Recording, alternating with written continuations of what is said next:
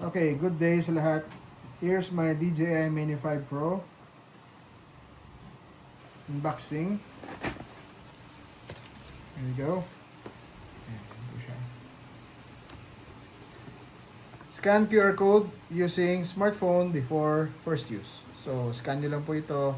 And then, nandyan na yung mga manuals, tutorials nitong Drone Mini 5 Pro.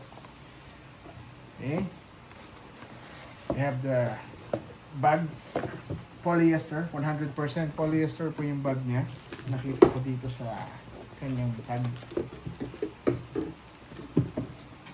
Okay.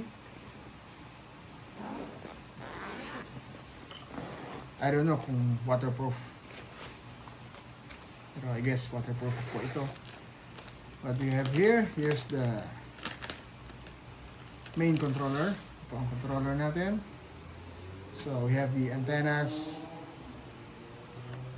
Yan, much better po pagka ginagamit na natin, lumilipad na si drone ay naka-open yan. Mas maganda yung signal, I guess. Okay. Then, lagay natin itong joystick niya. Oops. Careful po. Daling mawala to kasi maliit lang.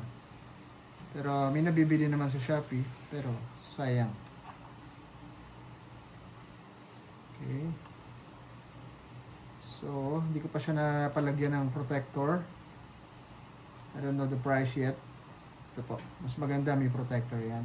So, ito yung ating main switch, on and off switch. Return to home switch. And meron tayong CNS. I guess, familiar na kayo dito.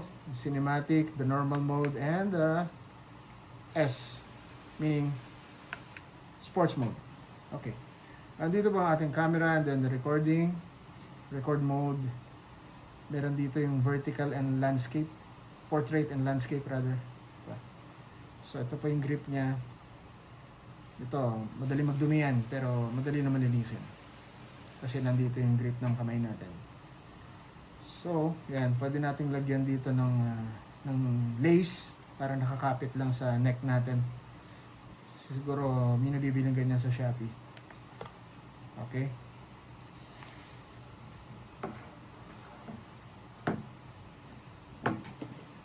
Po ang ating accessories. Meron tayong jack for the charging.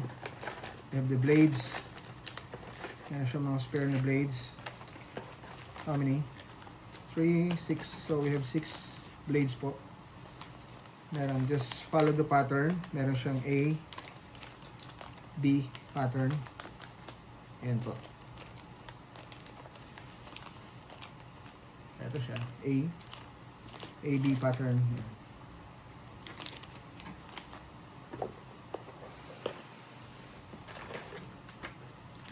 Okay, may mga free din na stickers ng DJI. Okay, and what do we have here? The filters. May filters po siya against the sun. Okay, ito po.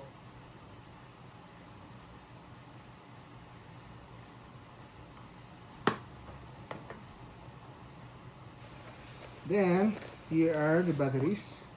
This DJI Mini 5 Pro is packed with 3 battery packs. Okay. Ayan. Ayan po siya. Okay.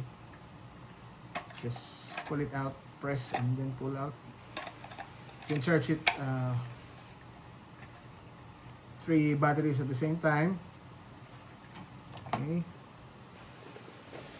And then, you have the most precious one.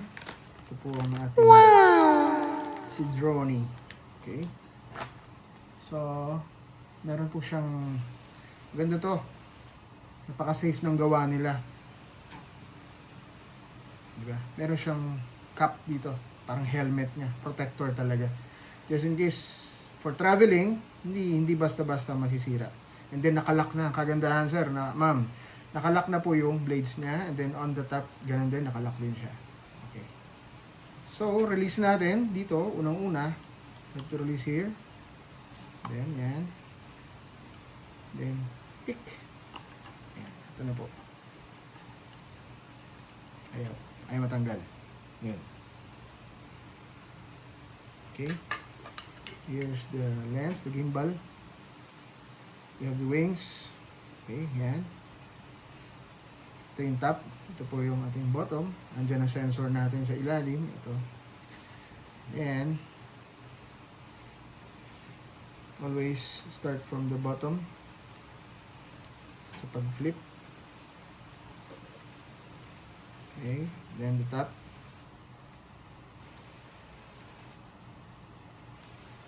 Then saka na natin lagay yung battery. Battery natin. Just like that.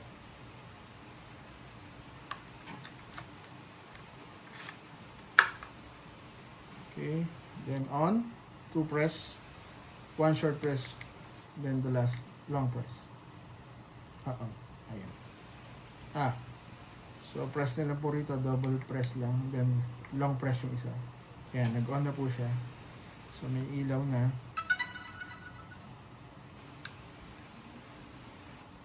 You can see the light. Ganda ng light niya, oh. Hindi lang green, merong white and yellow, I think. So kahit sa hapon or gabi, I think kitang-kita siya. Ito, yung the lens. Ito yung kanyang additional sensors. Yan. Okay, ready na. Ready to fly na po yan. Be sure, charge muna natin 100% yung batteries. Yan. Then also, this one. Pero mas madaling mag-lobat ang battery ni Droney kaysa sa dito. Just make sure na bago ka magpalipad, 100% fully charged sila. And, advice ko lang, pag na-reach nyo na yung 30% sa battery, so, yun, i-return home muna. Huwag nating hayaan na super drain siya. Baka hindi na makauwi si Droney. Kawawa naman. Okay, that's all for today. Thank you.